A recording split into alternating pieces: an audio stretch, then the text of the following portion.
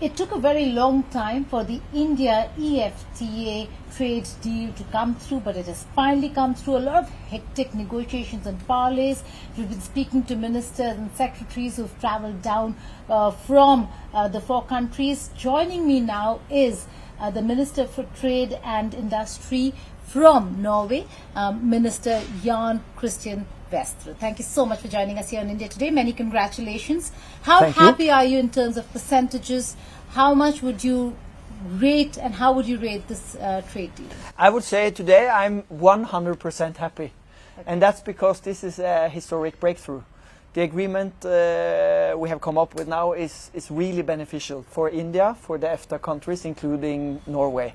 We will reduce, more or less eliminate, all important tariffs and custom duties. We will work together to promote and to increase investments and job creation here in India. I mean, the fifth biggest economy in the world, the biggest democracy on the planet. Tremendous opportunity, obviously. And we also agreed for the first time to add a chapter on sustainable development. India never did that before. That was very important to us because we really believe that business and sustainable development should go hand in hand.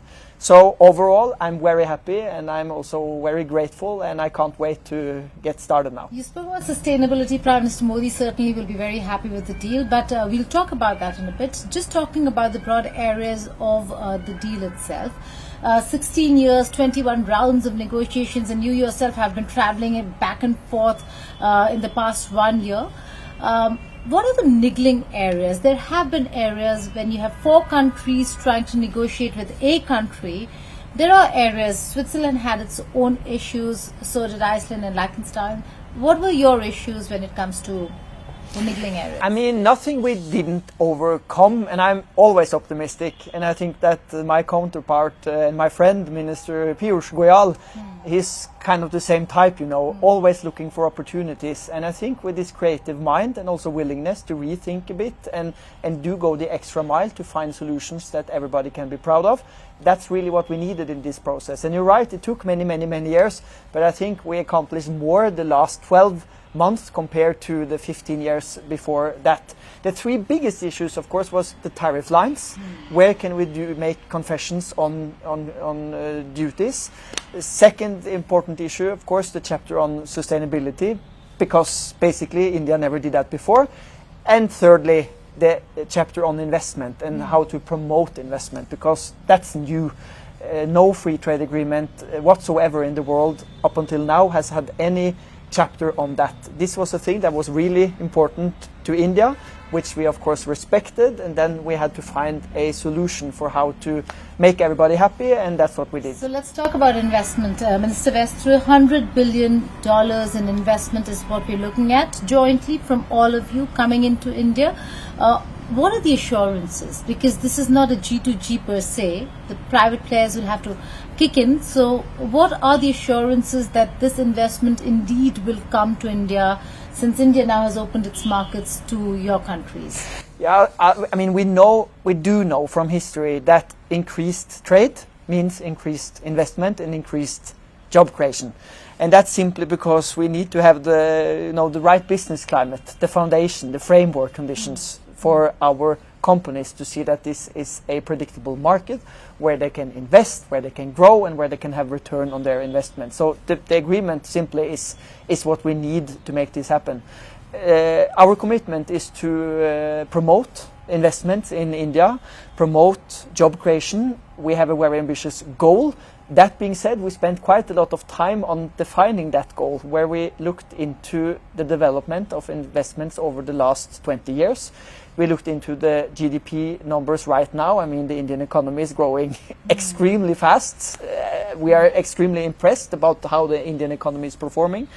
We made some predictions and projections about the next 2 decades, and we also looked into other free trade agreements, trying to measure the effect. And when we put everything into the Excel spreadsheet, these are the numbers we got. So they are ambitious.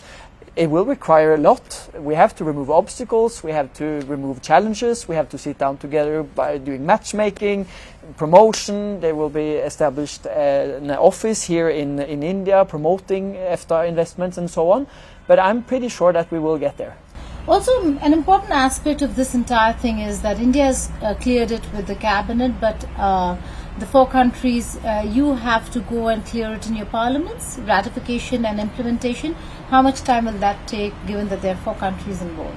I think that can happen quite fast. I mean, we had it through our cabinets, of course. It has to be passed in the parliament as well. But what I've heard from back home now is that everybody is just very happy that it finally could happen. Of course, our company sees great potential because we did this agreement before the European Union, before the United Kingdom, and we hope they will follow. But is this a framework? Is this now a framework for India to, or for the European Union to follow with India? Yeah, I mean, they have been doing their negotiations also for many years, and it's not up to me what they put into their agreement. But I think there are some parts here that can be for inspiration also for other countries as well. And I believe also, you know, the world today, we see less trust in free trade. Right. We see more protectionism. The rules-based trade system is really under pressure, so that a world-leading economy, a powerhouse like the Indian economy now can team up with European counterpart and show to the world that, hey folks, it's actually possible to make a fair, a balanced free trade agreement that's beneficial for all parties, and that will also lead to investments and job creation here in India. I mean, that's a new way of doing trade policy. I would like to name it Trade Policy 2.0, and I think that's something the world should look at. Interesting. But you're talking about open markets, you're talking about businesses coming in, but in the entire conversation, how much of focus was there on visas and allowing Indians now also to be able to go to Norway? Very important issue. I mean, we have already 20,000 highly skilled Indian workers in Norway. We really appreciate them. They are more than welcome, and we hope that more people will follow. I mean, if we didn't have the Indian expertise in Norway, a lot of our companies would struggle, to be honest. So again, this is a very strong partnership, and the free trade agreement will make it even easier to access the right skilled workers, the competence, the services needed, and I'm pretty sure that we will also see an increase in this part of our partnership. Mr. Vestru, last time when I met you and interviewed you, I was rather skeptical. You were very confident, and it has come through. Was it necessary, was the focus for you that this trade deal takes place within this government? Because in a few days from now, the code of conduct will kick in, elections we'll all be on election mode, in the sense the country. So was it important? Yes. And we have been working very hard to reach the result we did, and I'm very proud of the end result. I think this is just the beginning of an enhanced cooperation that will lead to great success for India and great success for the EFTA countries, including Norway. So I would really like to thank my counterpart, Piyush. Really an inspirational guy, and he has been hands-on this process for the last 12 months, and I think that's been kind of the most important success criteria, that we had our experts, but we also brought it up to a political level where we could actually sit down together, spend time together.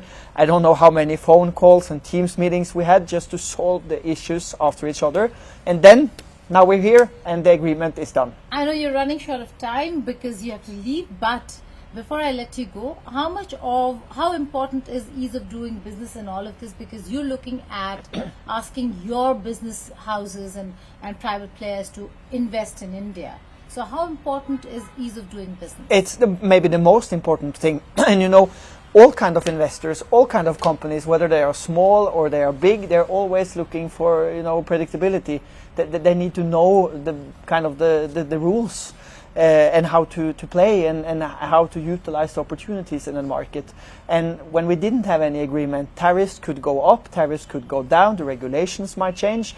That's always difficult when you want to attract private money.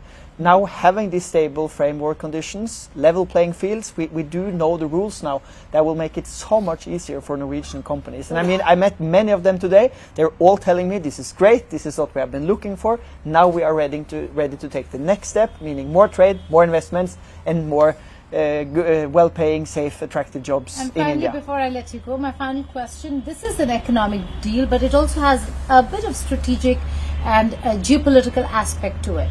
India's concerns with regards to the geographical scope. Territory was a very important part of the negotiation and conversation. How did you navigate that space where India says you'll have to recognize this whole place as Indian territory, and the EFTA has its own conditions on how you recognize a territory? Yeah, to be honest, that was not very difficult, because the agreement makes it very clear now that it refers to the domestic legislation here in India, and also that it should be in accordance with international law. So I don't think that will be any problem now or in the years to come. We have had more difficult issues than that, I can admit. All right. On that note, more difficult issues to handle, but it has been handled. The EFTA has been signed with India, and it just seems that the deal has been signed with India, and it just seems like the two sides will only be waiting for implementation. Thank you so much for joining us. We can't wait for implementation. Thank you so much. Thank you so much Always a privilege. for joining us here on India Today. Indeed a pleasure.